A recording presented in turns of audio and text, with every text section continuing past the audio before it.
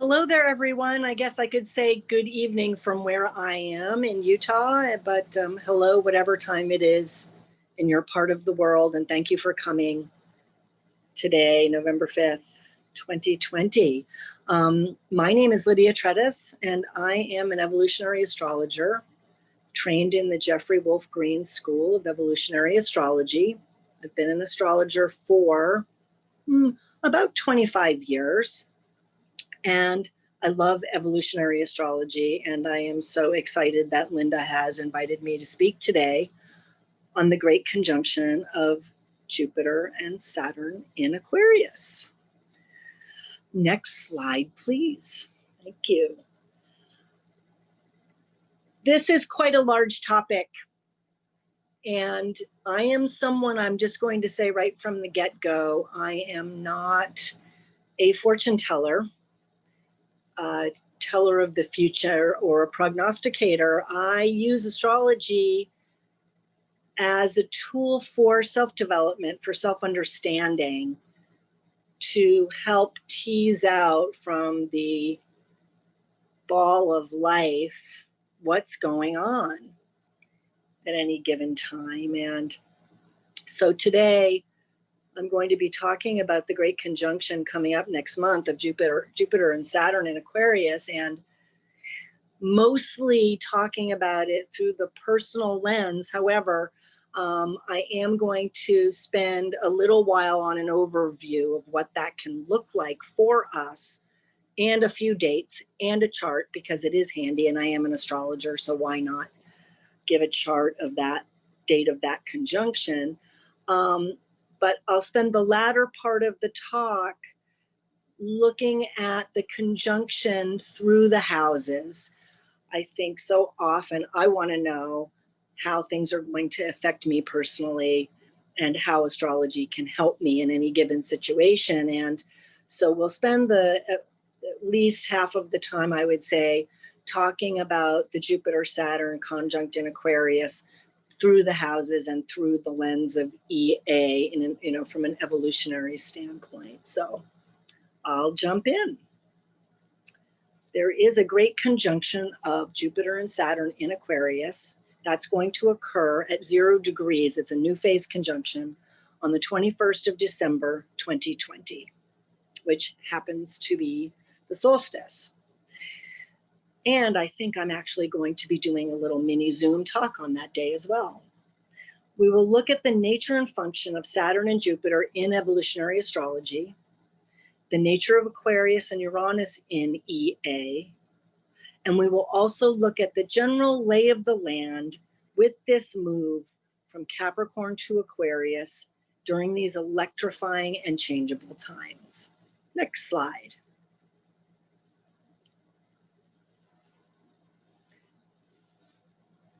Jupiter and Saturn continue to travel together, making a new phase conjunction in Aquarius on the 21st of December, 2020. Oh, next slide. Oh, you know what? I'm doing my own. I'm so sorry, you guys. I'm using my iPad. Okay. The Jupiter-Saturn new phase conjunction in Aquarius. The dates, 21st of December, in 2020, it'll be at 0 degrees Aquarius, a Saturn-Jupiter conjunction. It is spontaneous and instinctual. That's how new phase conjunctions are. Random experiences will be initiated in order to begin the process of self-discovery. That's a quote from Jeff Green about new phase conjunctions.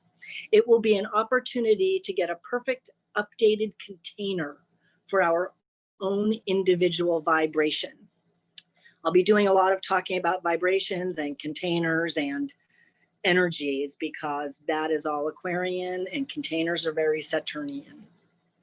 We'll have a new understanding of the importance of being in alignment with one's own whole self, the higher self and the self that is walking around on the earth plane. We've had lots of Capricorn with Saturn and Jupiter moving through Capricorn very recently. Pluto remains there until 2023. We're always going to just bring Pluto into the mix as we are evolutionary astrologers. The Capricorn polarity to Cancer has shown how good it can feel when we go inside and find ways to feel better. even good, despite what's going on in the outer. That is maturity, and that is a great use of Saturnian energy. Next slide. And here's the chart. I just wanted you all to have it. I'm not going to go in depth pulling it apart, more just to see, giving it a 0-degree Aquarius ascendant, putting Jupiter and Saturn there in the first house, because new phase is very first house. 0 degrees is a very Aries kind of energy. At the same time, on that day, we've got the moon conjunct Neptune in Pisces. And I think that's an interesting thing to keep in mind while we're having this conjunction, while Jupiter and Saturn are moving through Aquarius, that Neptune is there in its home sign, holding even a bigger space for us to grow, to change, and to connect with Source. In EA, we're always looking at the concept of reuniting with Source, or bringing Source into our day-to-day life, and that idea of how do I, as an individual human being on the earth plane, relate to the concept or the actual experience of a higher self, a greater self, and Source itself. Also, Pluto, I just want to note, is really quite close there, 7 degrees away in Capricorn, but really quite almost in conjunction, I would say, to that Jupiter Saturn on that day. So remembering that Pluto is still moving through Capricorn, we're going to have that Capricornian energy carrying us through, even though these two are having such an important conjunction in Aquarius. It's almost like you can't have Aquarius without Saturn or Capricornian energy, because it's the thing that pushes us to evolve and change and revolutionize. Okay, next slide. We are taking a big step into the age of Aquarius. Saturn, as we all know, is on, about a 26 to 28-year cycle. It enters Aquarius for the first time in 26 years. The last time was 1991 to 1993.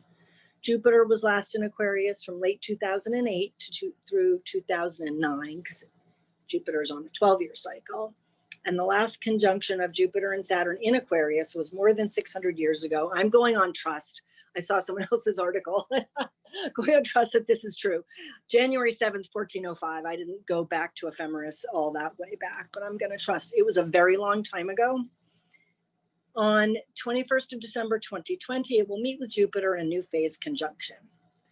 Every 20 years, this Jupiter-Saturn conjunction occurs, and most recently, it was in Taurus in the year 2000, in Libra in 1980, and in Capricorn in 1961.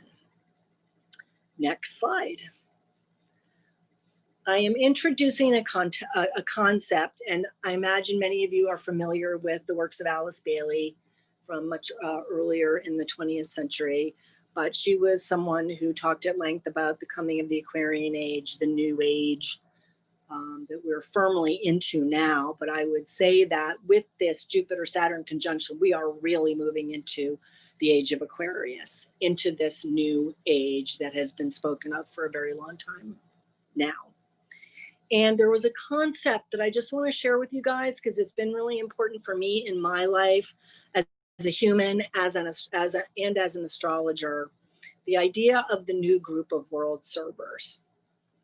And that is a group of people who were said to incarnate at this time, or prior to now, or after now, in service of the whole, in service of the evolution of the earth plane and all beings on it.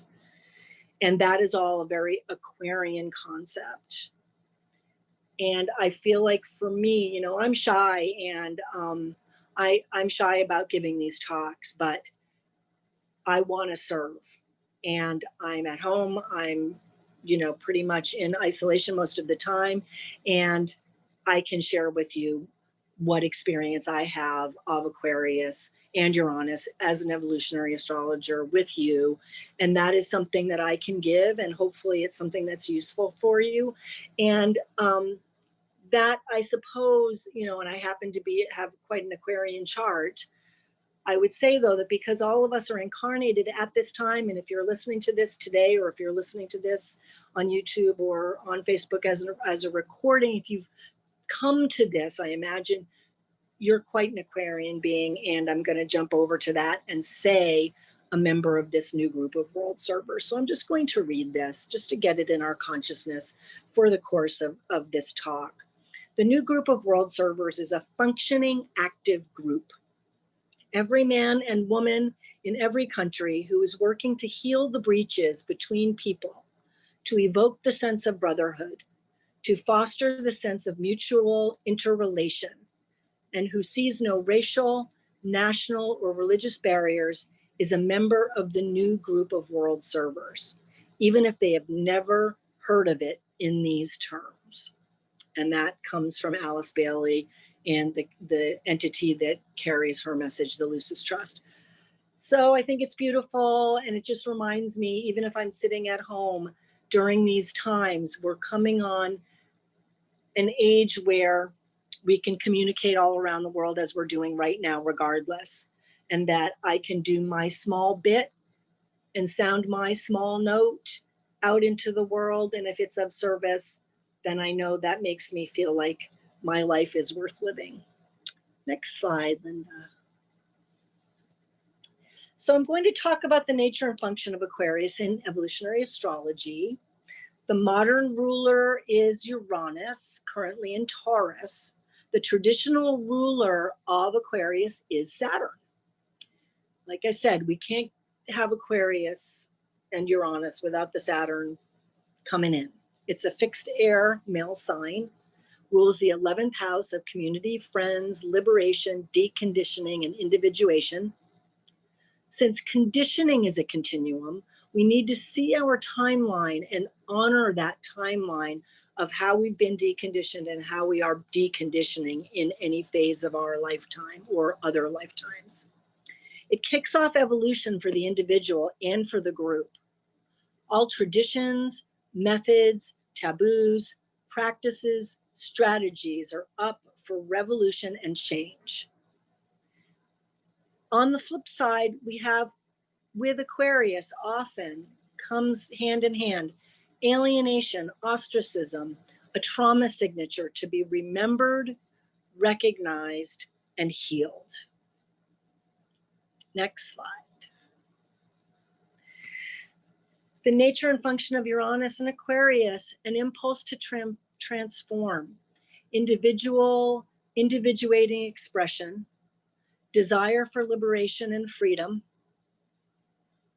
a blueprint for the future self, breaking free of outdated structures. The expression for liberation can be the rebel without a cause. You're not telling me to wear a mask. It can lead to isolation, alienation, and ostracism. But it can also lead to useful change with the individual joining in its unique way with the collective. Next slide. Again, the new group of world servers that I just read to you about, a community that is expanding, growing, and changing. If we just see how people have come together already all around the world this year, in other years as well, but just in such expanded numbers with such expanded commitment. Much of the communication is on the internet thanks to the evolution of technology. Now, Aquarius rules the internet and technology. So that just to say. And thanks to the pandemic, we are pushed even further into the group mind, the all at once, all together experience. And talking about the experience of constriction, just to jump ahead to the idea of Saturnian constriction and Aquarian and Jupiter expansion in Aquarius, we are trapped and we are free. With the pandemic winter, at least on the northern hemisphere above us, we can focus on how we can expand Jupiter within the confines of our homes. You can call it a prison, but we can also call it the monk's cell. We can also call it the cave to which the wise one retreats. We choose how we think about each situation. This is the choice, and this is the evolutionary imperative of Aquarius. Personal responsibility within the collective. Uranus, ruler of Aquarius, deals with the group mind, the zeitgeist, the higher mind, the higher octave of Aquarius. So how we're thinking and how we're connecting with that higher information when we have this huge opportunity to do so, super important. With the Great Conjunction, we are ushered into an age of air, the mind, of speech, of communication, of tuning into the hive mind. We can put all of that mindfulness practice into action that we've been learning about the last many years and into daily use. It will stand us in very good stead if we do so during this period. Evolution, revolution starts with an idea and a vision. Hold the vision and the Saturn-Jupiter conjunct and allow it to grow into something tangible. We can take responsibility, Saturn, for our own thoughts, ideas, concepts, brainstorms, and speech. We can join with others to bring new ideas and concepts to fruition. Moving from Capricorn to Aquarius, Saturn is the ruler of Capricorn and the traditional ruler of Aquarius. So I see the move from Capricorn to Aquarius as a transition and an evolution. We can carry the experience, wisdom, and embodiment of being responsible, Saturn and Capricorn, for our own vibration and emotion, the polarity to Cancer, into a new level embodiment of new energy, new wisdom, and greater authority and agency in our own individual lives that can radiate outward and affect the collective.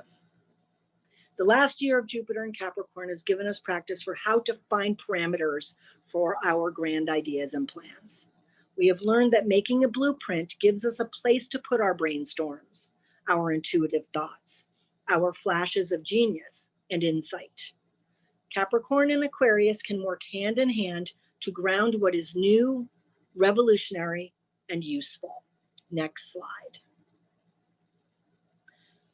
The nature and function of Saturn in EA, authority, number one, the most authoritative parent that you have is Saturn. You can see how it is when it leaps to the heads of state and government.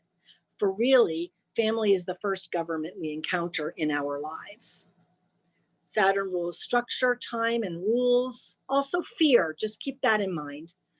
Ruler of Capricorn, traditional ruler of Aquarius. Crystallization of belief systems on the inner and in the outer world. How the consciousness is structured. How our home, culture, society, government, family, and how we are shaped by them. Next slide. Uranus in relationship to Saturn. I love this quote from Deva Green from her book, Evolutionary Astrology. Uranus is forever knocking on Saturn's door in the context of the need to transform the existing structure of consciousness. They work together. I love that these planets dance with each other and come in closer and further contact and give us opportunities to ebb and flow, to grow and rest and assimilate, and then to break down and reach out and grow and assimilate and rest, and it starts again, but in a different, slightly different way each time. Saturn is the stable foil that sets off Uranus's genius, liberation, awakening, and trauma. Saturn is our conscious definition of our reality, how we operate in the physical world using its rules of time, space, limitation, constructs, buildings, rules, authority, government, parents, religion, corporations, physical boundaries, and the confines of our physical body, not to forget. Next slide. The nature and function of Jupiter in EA, the need to understand the self and its relationship to all that is. Remember that, in EA, as I said before, we are really talking about a spiritual journey here. Astrology can help us know everything about ourselves, from how we like to shop and how we like to rest and how we like to relate to others and what we have to learn about all of those things. But all of that business of human life is held in a bigger context by the desire to return to source or to relate to source, all that is, God, whatever you want to call it. So again, Jupiter, expansion of consciousness, structure of belief, belief systems that lead to the quest to see how we fit in and what the life purpose is. And I want to reframe that slightly because I feel like there's a lot of pressure on people to come up with what their life purpose is. And I really actually no longer agree with that concept. I think that we're always expanding, growing, changing, contracting, breaking open again, moving on to something new. And for me, that's the purpose. That's the life purpose. To enjoy, to grow, to investigate, to relate, to change, to evolve, to appreciate. That's the purpose in my current view. And our relationship to all of that can change depending on transits, depending on what kind of chart we have, depending on what's going on in the outer. Anyway, back to Jupiter, the natural laws that explain life itself, humor in relationship to the weirdness that is life.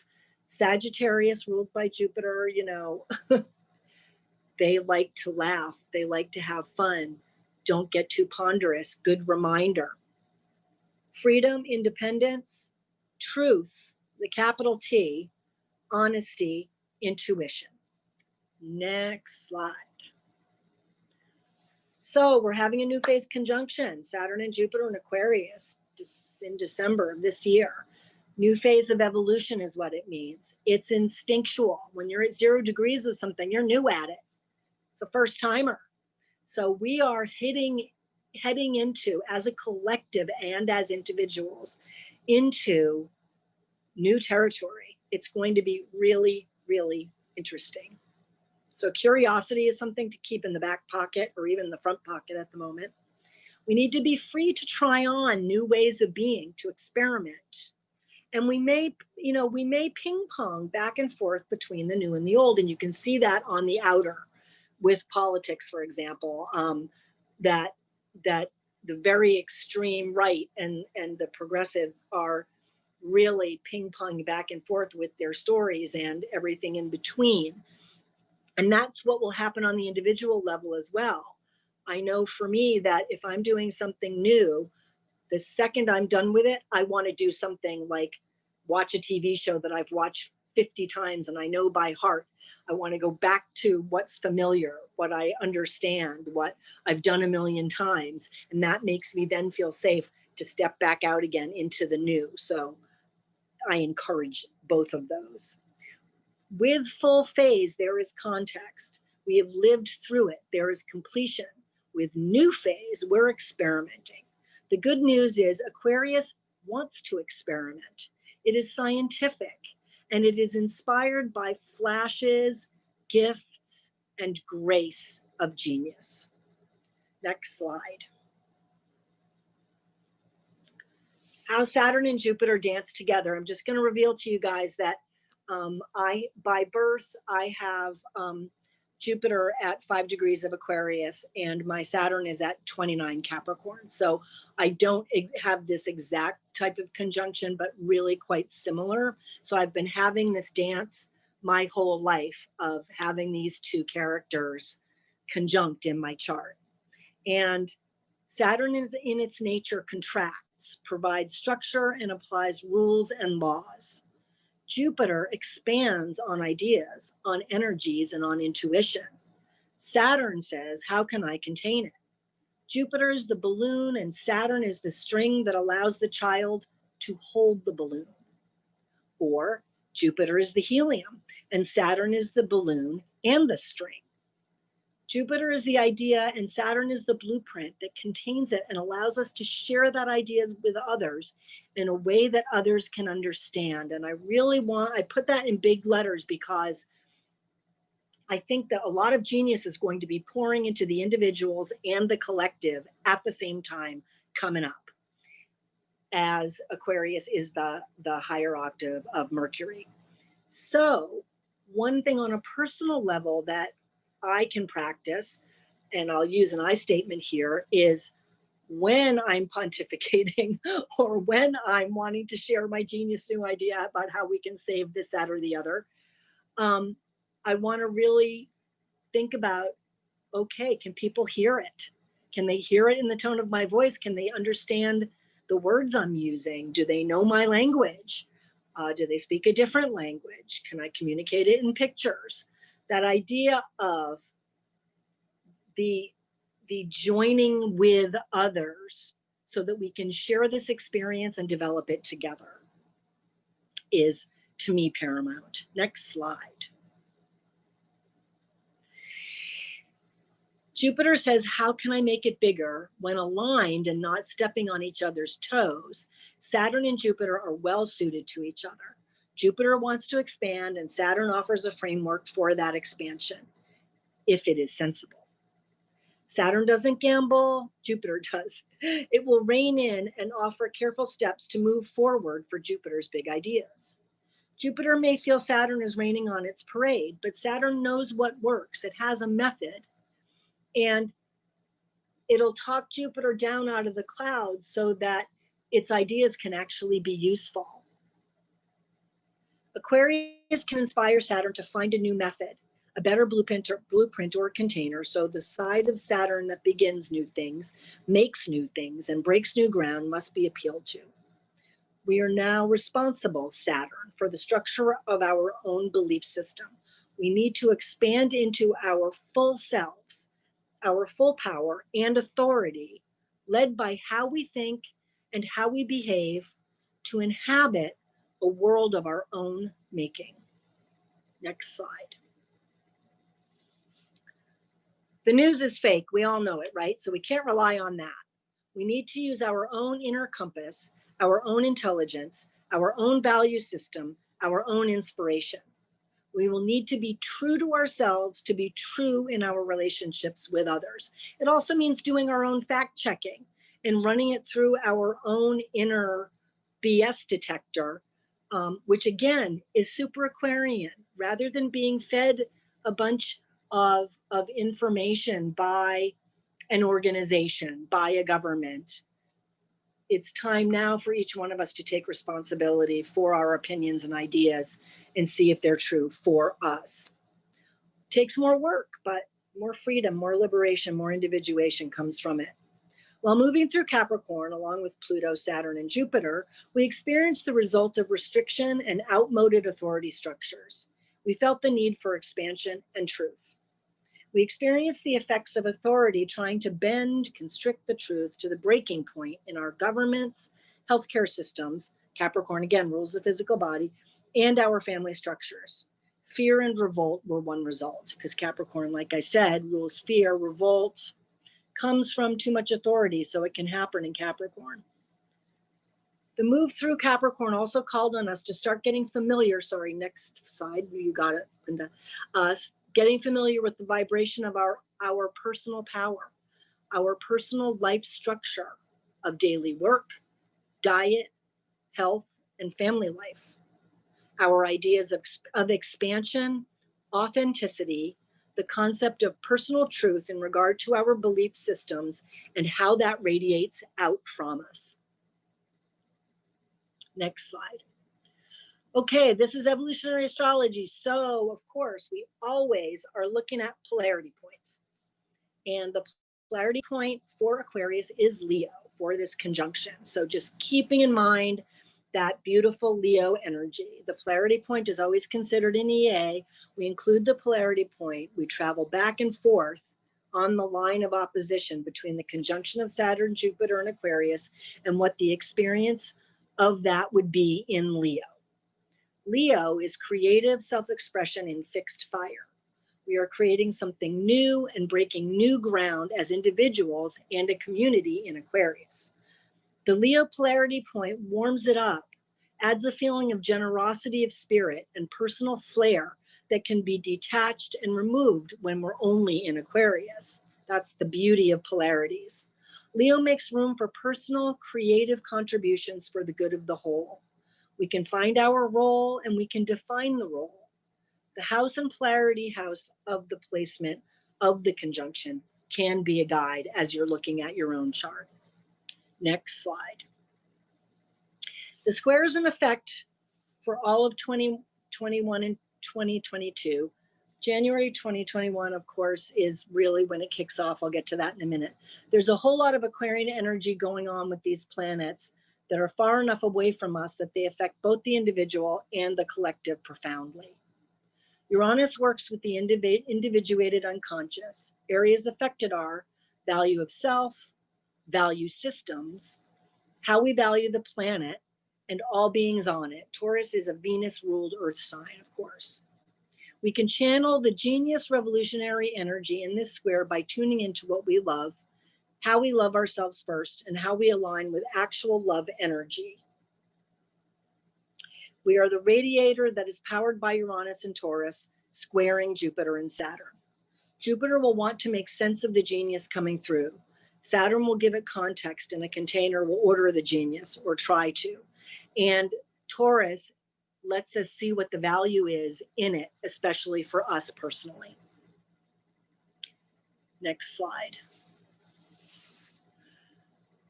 Jupiter, Saturn square Uranus and Taurus, more on that. Uranus and Taurus is active within. It's a square on a deep subconscious level. I want to just point out that this may be a time to, if it's part of your belief system, we tend to talk about it a lot in EA, so I imagine you've heard about it, that we can connect with all of our beings, all of our incarnations, forward and backward in time. And this will help us to connect with our true north of what we value and how we want to value this life, our time on this planet, how we spend it, and who we spend it with. It refines where we focus the great influx of higher information, zeitgeist, higher mind download that is being made available and will be made available to us. Old wounds and trauma will come up and out for healing and reframing. Often, what a trauma really needs is to be named and reframed in a new light. So keeping that in mind, that Aquarius is in Uranus, our trauma signatures in evolutionary astrology, but it's not something that we use to beat ourselves up with. We've beaten ourselves up enough in this and other lives. The reason we bring it up is as a healing, because that which is ignored, you know, that which we resist persists. Let's just say that. So if you're feeling traumatized, I love the saying that if it's hysterical, it's historical. So if I am feeling hysterical at certain times, as Aquarius is really bringing its energy to a head, I'll think, okay, well, maybe I need to look at this life and some traumatic things that may have happened, or maybe I need to do a little bit of meditation and see what stories arise just from simple meditation that can help me to connect with other lives. And don't have to worry if it's real or it isn't real. The story helps to bring ideas that are in our subconscious up and out to be named, to be talked to, and to get some healing so that we can be more whole. That's kind of the name of the game. Next slide. So I just wanted to give some tips to prepare for this conjunction. Now, a lot of the things I'm saying are what everyone's been saying, especially for the last 8 months. But more than ever, Uranus is like a bolt of lightning. It can run through the system and really jangle it. Walking in nature can really help. If you can't walk in nature, imagine you're walking in nature. That's okay too. Imagine any famous favorite place on the planet. Imagine you're there. Connect with your inner garden, the inner seashore. Make it real in the mind and heart. See yourself inhabiting that space and get into the spirit of welcoming, as if new breeds of animals or trees were joining the ecosystem, because we're walking into uncharted territory with this 0-degree conjunction. So get into the space of welcome, and you can do it by making an imaginary garden within, and welcome these new strange flowers, animals, trees, or insects. And I use this just as an example of one kind of meditation one could do while you're actually out in nature, or if you're safe and sound at home.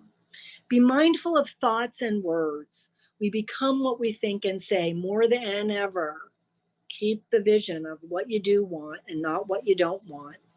Then also get in touch with, especially now in the next month before we hit the first, we hit this conjunction. How does a space of welcoming and allowing feel in your physical body, and get used to that idea of welcoming? Ground that feeling. Next slide. Okay. Now, this is just kind of like a list of transits. I'm going to read through it. I'm not going to really talk about it much. It's just so you have it for future reference if you want to look back on it. In the second week of January 2021, Mercury in Aquarius squares Mars at 1 degree Taurus, conjunct Saturn at 3 Aquarius, and Jupiter at that point will be at 5 Aquarius. And Uranus will be at 7 degrees of Taurus, making a square. January 12th, Mars squares Saturn, Uranus stationary direct. Uranus has been retrograde since August of this year. So on the 14th of January at 6 degrees, 43 minutes Taurus, it goes direct, which will, I think, really be the rubber hitting the road with this conjunction, with the planet ruling the conjunction resuming forward motion. Right in that mix, the USA inauguration day is January 20th, 2021. Maybe they'll know who the president is by then. Mars conjunct Uranus at 7 Taurus, with both square Jupiter and Saturn at 8 and 4 degrees Aquarius, respectively. January 20th and 21st, the moon will conjunct both Mars and Uranus at 7 degrees Taurus, with all exactly square Jupiter at 8 Aquarius. So those are just some things to look at. You can see where they play in your chart.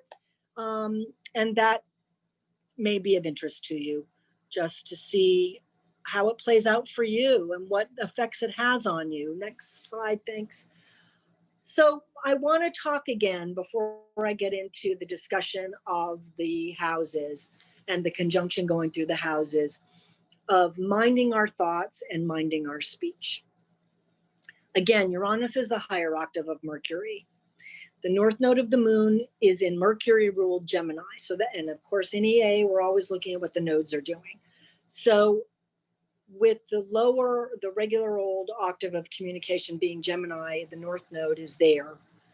And then the higher octave, this conjunction in Aquarius, Uranus ruled, our day-to-day speech, our day-to-day thoughts, what we think about when we wake up, really training ourselves to have clear thoughts, clear speech of what we do want, and avoiding negativity where possible. It is important to remember that all things begin with thought.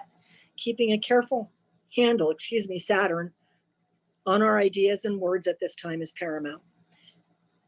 Think of what one wants to manifest and experience, and think about that. Hold the vision for the changes one wants to see in the world. I lived at the Findhorn Foundation in Scotland for quite a few years, and we would always say, hold the vision, hold the vision. So I've been thinking about that because it's a very Aquarian thing to do. Hold in the mind what you want to see, even if it's not manifested yet. It's the idea that will lead to it. Take steps towards the realization of these visions. If you don't know what the first step is, ask your higher self. It is ready and waiting to assist. Remember, Jupiter really likes to deal with its intuition. Jupiter conjunct Saturn in Aquarius means a real life, physical and mind-body connection with our higher self, which is with us always, which can inform us and see further down the road than we can. I believe this firmly. It is my experience. Will be more and more available at this time. We are not walking into this conjunction alone. We are walking into it more supported than ever, with love and guidance from our own higher selves and by the higher self that holds in love the whole planet. Other planets are interested in us too, so they're helping also. Learn the sound of your own inner voice. Now is the time. The stars are literally aligning in service to the unfoldment of the new. I'm going to say that again more clearly. The stars are literally aligning in service to the unfoldment of the new. Might want to write that down. Next slide. Okay, so I'm going to spend the remainder of our time together just nipping through each house. Mainly, I want to just highlight some ideas to trigger thoughts for you on how this can be approached for you depending on where this conjunction lands by house in your chart. And of course, we'll start with the first house. It's ruled by Mars and Aries. It's fiery and it's cardinal. It likes new beginnings. It makes natural sextile to Aquarius. Its polarity is Libra. Instinctual and life force energy. An opportunity to incorporate and act on the new fuel to the fire that we'll be getting. A feeling of a new beginning that is delving into deep roots and memories.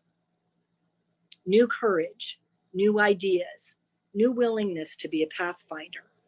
Follow your instincts in how you spend your energy and with whom. This is empowering, it's exciting, it's fiery, it's electric, and I would say if it's in your first house, trust your instinctual body, trust your body to know what to do, trust your body to inform your mind what to do. That as a human, you have some authority just because you've managed to walk around the earth plane all this time. And so allow yourself to have that authority and trust that instinctual authority is real and not less than any other kind of authority. Next slide. So with the second house, the Taurus house, Venus ruled, with its polarity to Scorpio. Oh, you know what, Linda, I'm sorry. I'm going to zip back to Aries for just 2 shakes. Keep in mind that in each of these, you guys, that the polarity points. So in Aries, the polarity is to Libra. So you're talking about instinct, you're talking about the self, you're talking about striking out. It's very individual, it's very personal, it's very me, me, me. But your polarity point, if it's in Aries, is always Libra. And that is, how am I relating with others? How am I initiating a variety of new relationships with other people? If I'm maybe embroiled too much in my own wild and fiery instincts, maybe I want to call a friend. Maybe I want to relate to people in a new way. And just see your dance over the fire, over the airy Libra, and then you can scamper back again. But remember, it's there for you, that we're not trapped in that house. We have this trajectory always, and we can go back and forth on it. Okay, thanks. Next slide. So with Taurus, we've got a polarity to Scorpio. With Taurus, we have an opportunity with this conjunction to expand into love for the self, an opportunity to restructure the life itself and how it is patterned for the utmost love and acceptance of self that can only then benefit all one touches. Aquarius makes a natural square to Taurus, so dig deep and rely on what you know to be valuable traits and gifts that you already have. And when in doubt, find the beauty in any situation. And just like in Aries, that instincts are not to be undervalued, the authority of beauty and the authority of being able to find the value and the beauty in any situation is not to be underestimated. This is a powerful thing. We are going through tough times, trying times, and a little bit scary times. And being able to find the beauty in any moment, boy, that's something powerful. So hang on to that. Remember the polarity to Scorpio. In Taurus, we are learning how to be self-sufficient. In Scorpio, we are learning to share resources with others. So again, if you feel like you're down in your bunker with these two in Taurus and there's lightning coming in and the lights are all flickering, again, phone a friend or ask for help, or see how you can share something with a neighbor or with someone else. Remember that polarity to Scorpio might pull you out of just a little bit too much Taurus hunkering down. Next slide. So with Gemini and Mercury ruled, it's a mutable sign, likes to change, likes to morph, likes the clouds to go by in the sky. It's an opportunity to assimilate and make an inner database of information that's been collected and give it meaning and context. Aquarius has an air trine to Gemini and will breathe new life into your ideas, beliefs, and opinions. Polarity to Sagittarius will affect the structure of the belief system. This could be a time, people with third house conjunction, when the book or video or project that's been blowing in one ear and out the other can be held long enough in the consciousness to get it down on paper or into a podcast or onto whatever social media platform you prefer. Gemini is a notorious magpie for information, and sometimes it's gathering a lot of information, but not necessarily doing anything with that information.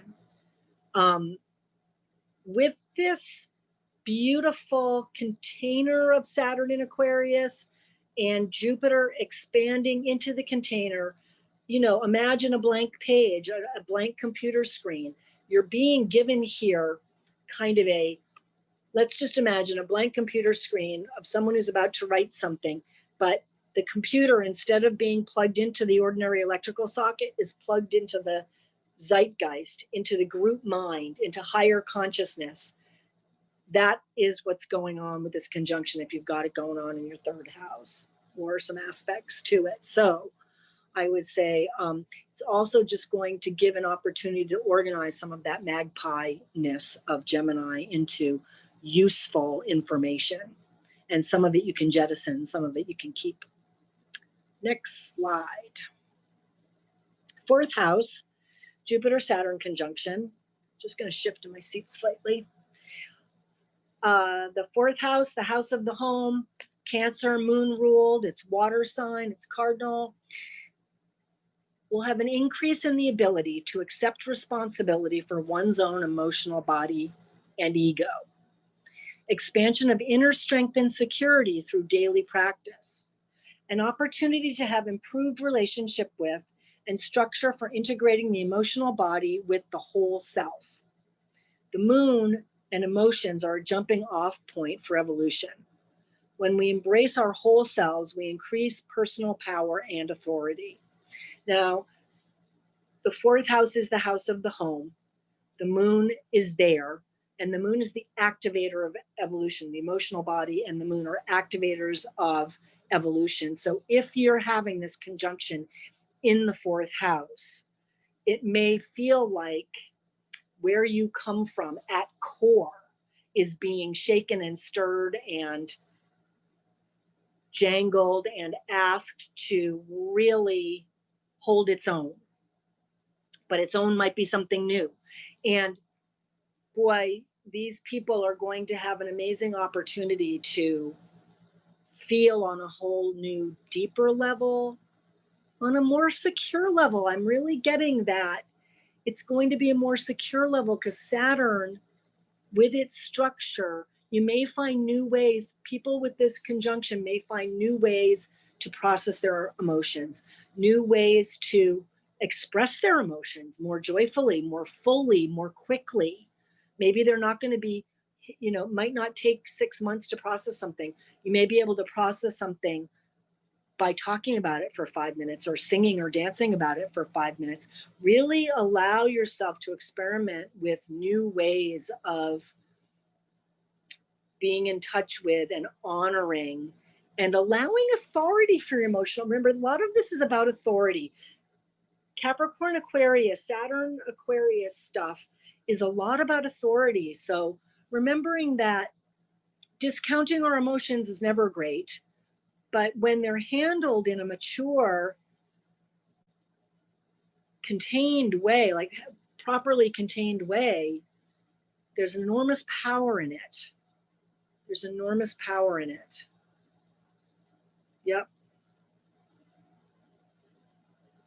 Really honor it. Thank you. Next slide. Okay, the fifth house. Leo, sun ruled, fixed fire, creative self-expression, and it's the natural polarity point for this Jupiter-Saturn conjunct in Aquarius.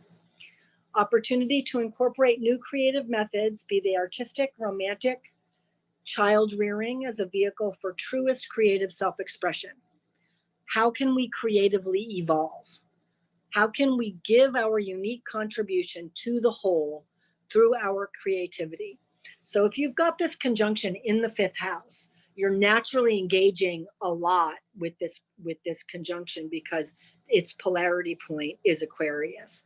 And the dance naturally between Leo and Aquarius is, Leo is, I gotta be me, I gotta express this, I have to make this painting, I have to sing this song, I have to make this family by having children or pets or adopting or a group of friends that I'm considering my family.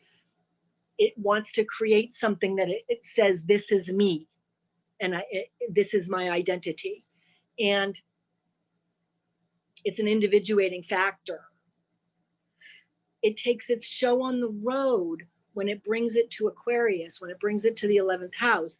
It may say, hi, I made this pot, and I know that you make really good salsa, and I wondered if you wanted to put salsa in this pot that I threw. That's a little bit of a Leo Aquarian moment right there. And you can extrapolate it to countries, to counties, to your community. But it can start also with something simple as bringing your creativity and trusting the beauty of what it is that you made and having it be seen by others and used by others and appreciated by others. And that's the dance between Leo and Aquarius, and it's beautiful. And I love it. And I hope you do too. And we all are going to be having this experience because we're all going to be having Jupiter and Saturn in Aquarius. So that polarity will be there for all of us. So I think I get choked up about it because we're all going to be having this feeling. And if you get nervous about the 11th house Aquarius stuff, then dance on over and just make something, color in a coloring book, or make a pie, or make some lasagna, or hug your kid, or you name, or pet your pets. Yeah. Next slide. Okay, 6th house, transitional archetype, Virgo, Mercury ruled.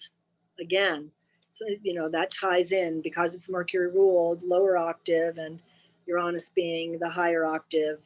They tie together. It's a mutable earth sign, and it's a transitional archetype that is cleaning up its vibration before moving above the horizon to engage with others after the hard work of personal development in the first 5 signs. The focus on the day-to-day, good orderly direction. An opportunity here to realign with the concept of work and the relationship to it, to transform the daily life so that there is more time in the day. The expansion, structure, dance of Jupiter and Saturn. Don't be a martyr in the Virgo house. Enjoy a feeling of authority in relationship to the body, the work, and the daily life.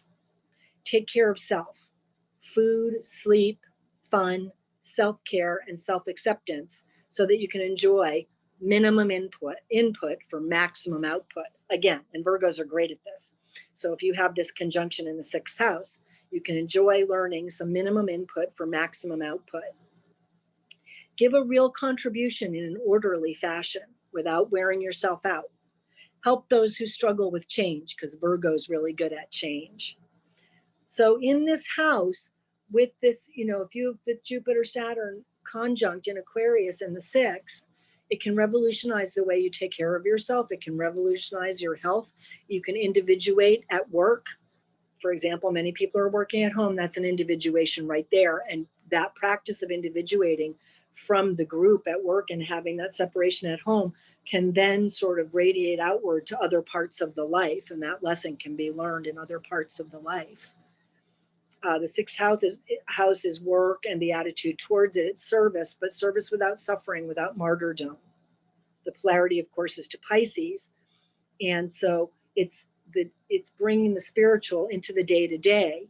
So I would say that one thing that might be really cool is, Thich Nhat Hanh would say in his books on mindfulness, when you're doing the dishes, do the dishes. And what that means is, don't be doing anything else in your mind while you're doing your dishes. Just make a gift of doing the dishes and focus fully on that. And the gift of just doing the dishes with this Jupiter-Saturn conjunct in the 6th would be that your mind, while fully focused on, and I'm using doing the dishes obviously as an example, will be then available for the flashes of insight, the flashes of genius, the eureka moments that can come through way more than usual. So doing the dishes, just do the dishes. Okay, next slide. 7th house.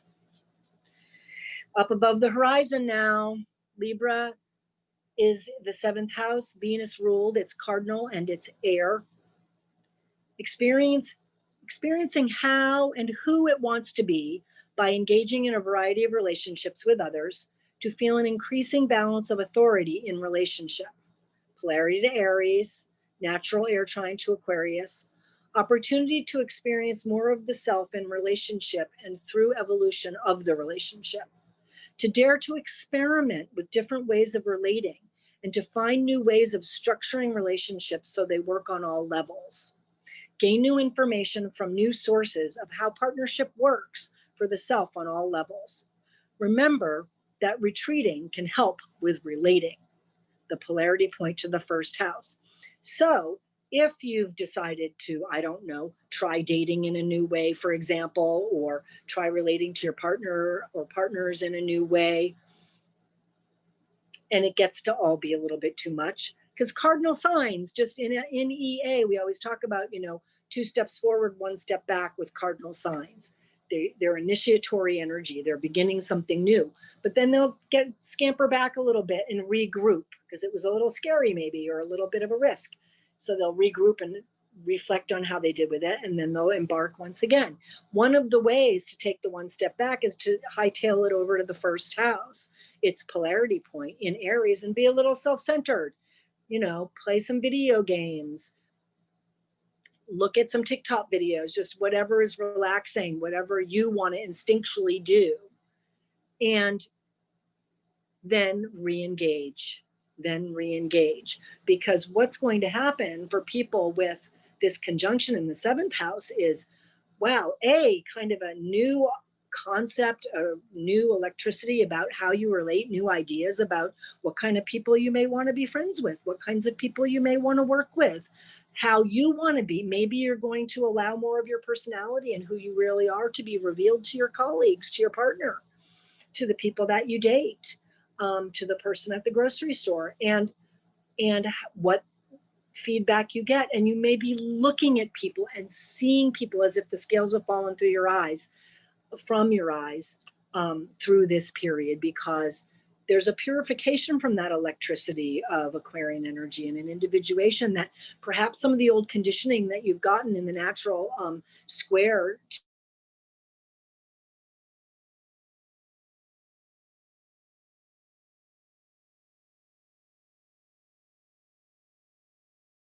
to relation up with that for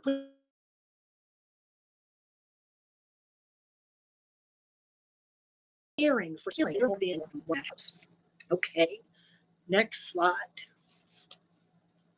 8th house, Scorpio, Pluto ruled, fixed water sign, polarity to Taurus, natural square to Aquarius. I'm just going to have a sip of a drink. Since it's a water sign, I also have to shift just slightly. Been sitting this way for quite some time. Okay, natural square to Aquarius, opportunity to realign with personal power and authority, and to embody and evolve empowerment along with my journey with Source. So some questions you can ask, or I can ask myself. What are the anchors I can integrate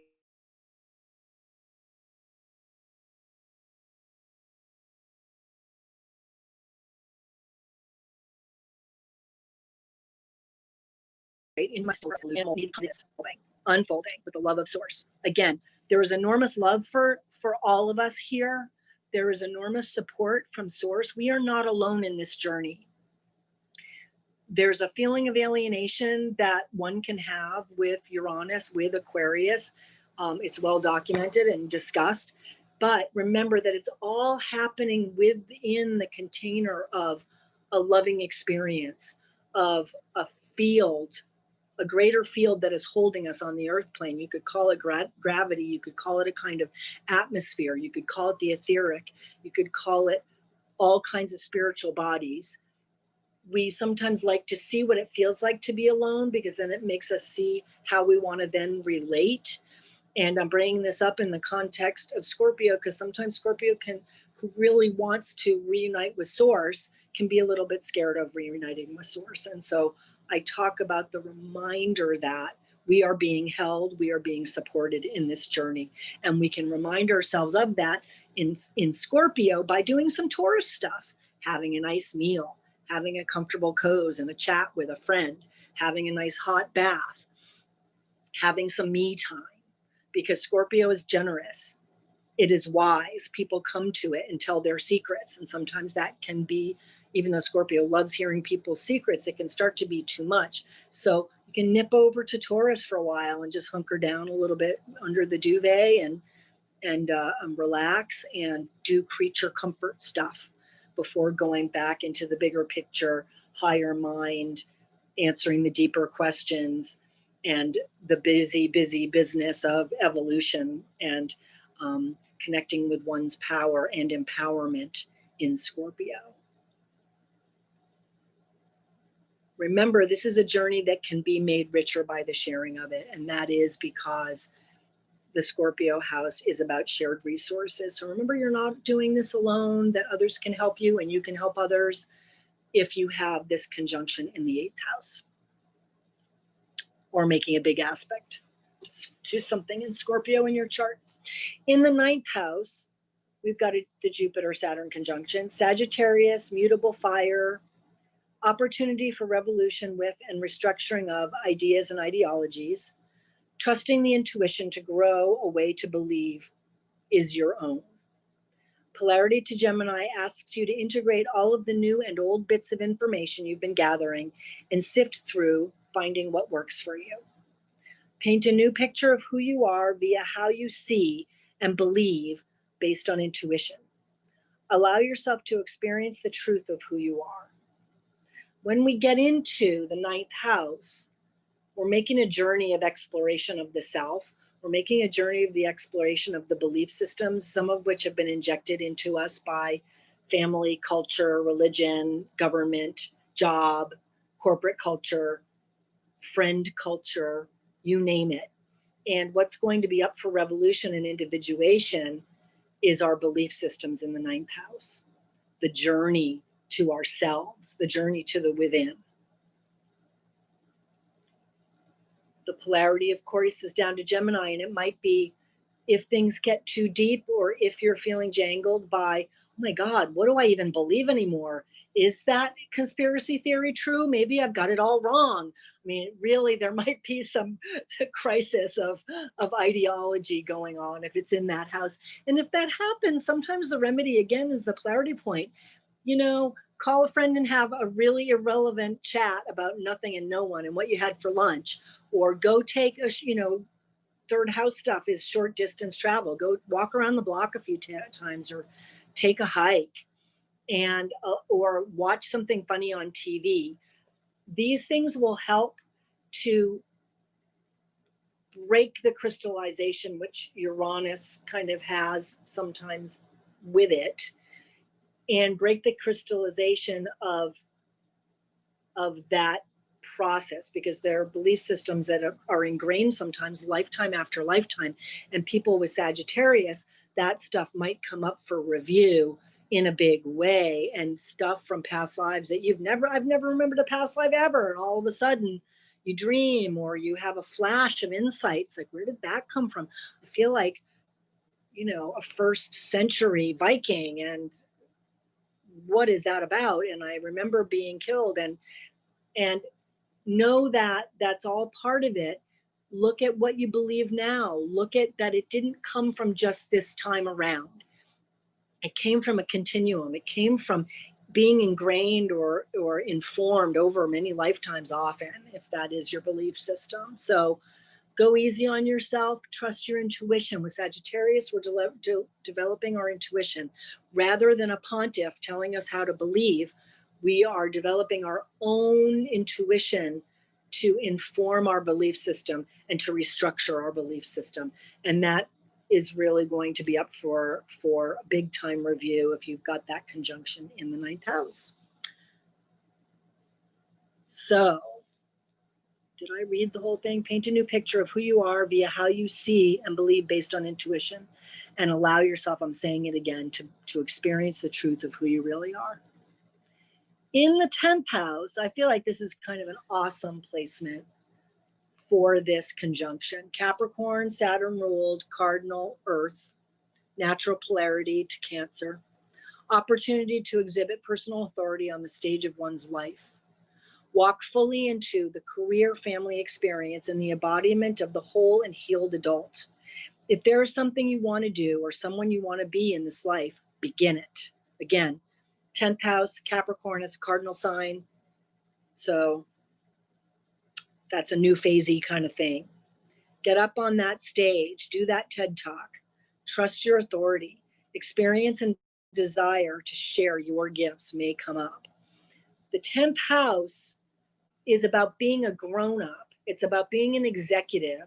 Doesn't mean you have to be a banker, but it means executive function and fully embodying the authority of you. You came to this earth to be somebody. Each of us did. Doesn't mean we have to be famous, doesn't mean we have to be rich, but to fully take up all of the space that our body is walking around in, and to feel good about that and right-sized about that.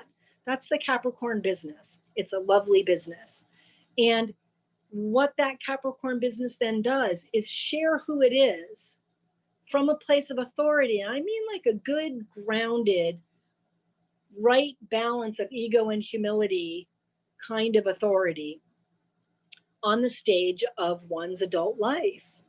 So this awesome. I just really feel excited for people who have this conjunction in the 10th house, because they may be electrified into sharing something that they maybe never that, oh, that's the thing I'm supposed to share. That's my gift. That's my TED Talk idea. Like, oh, I really would have thought, I've been knitting all these years. I really thought my TED Talk would be about knitting. And it's really about the feeling I get because I knit or something like that. I just love the idea of it. So go forth and share your full authority, people who are having the transit in this house. It's going to level up I get this picture of sort of Captain Kirk and how much he embodies authority in a kind and even-tempered way in space. And I feel like that's what this experience, if you can kind of take that image and make it your own, that would be the experience for you guys. Next one, hitting the home stretch, 11th house. Okay, so you guys have got this one at home in you, the Aquarius, Uranus ruled fixed air. This conjunction is your conjunction. Polarity is Leo. Opportunity to revolutionize in a concrete way how you relate to and integrate with the community.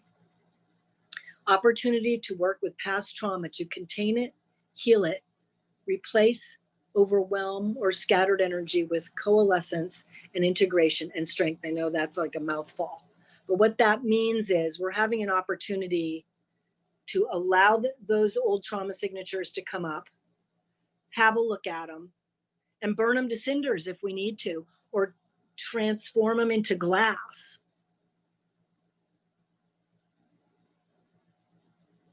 There is an opportunity here for enormous healing and empowerment through that healing of old trauma. And I love that there is just fire that in this slide, in this photograph of that electricity, it just is a ball of fire.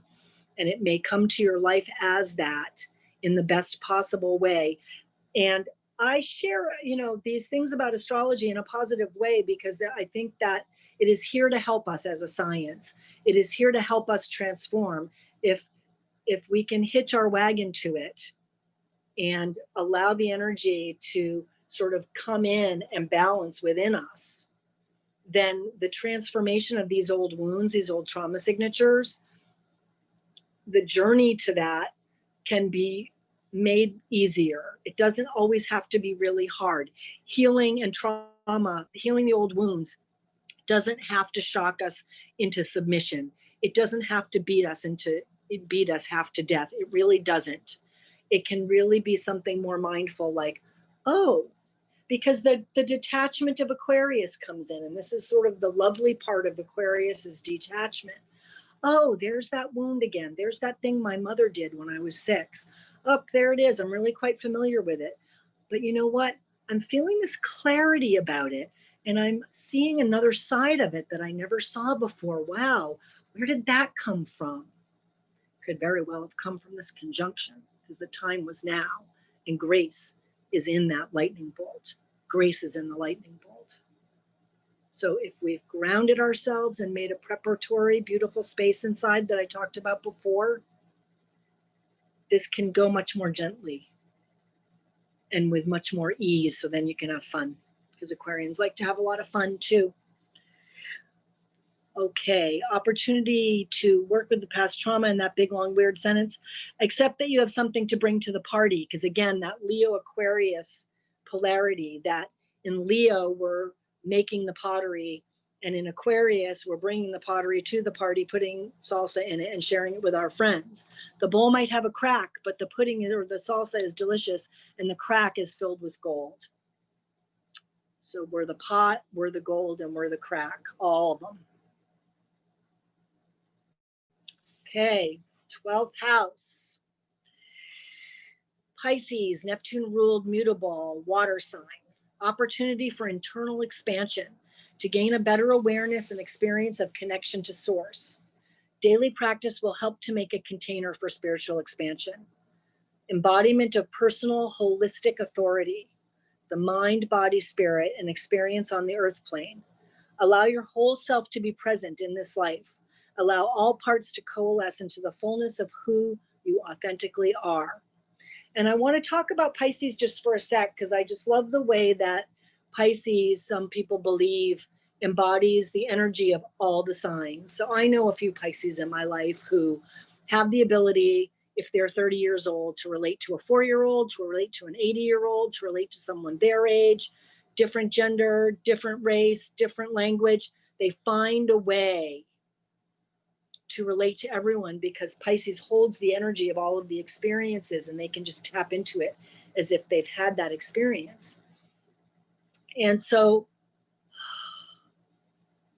it's a beautiful container that Pisces has, filled with a variety of experiences. And with Aquarius coming to it, it may bring some clarity.